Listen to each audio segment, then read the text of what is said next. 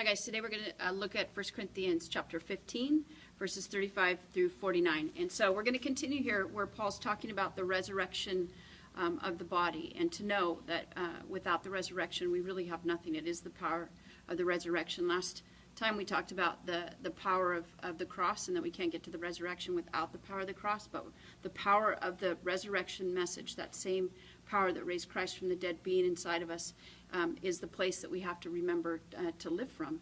And it's from that place that here Paul is reminding us that, listen, that the old is no longer, and that we're spiritual beings. And so we have to learn to live from the place of being spiritual. And so every decision we make, everything that we're giving ourselves to, it's a spiritual decision. And so as believers, we're made up of body, we're made up of spirit, we're made up of soul, and we need to learn to live from the place of the Holy Spirit, and that place is from the place of resurrection and the power of the resurrection.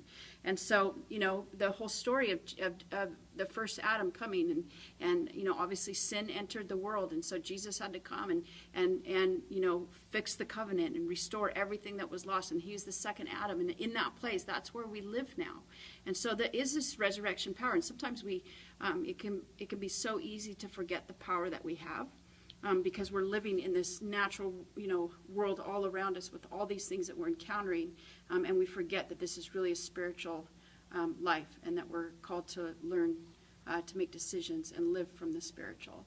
So Paul's encouragement here is, listen, don't get so caught up in what's around you. Don't get so caught up in the things that you have or the things that you don't have. Just remember that this body is going to be no longer one day.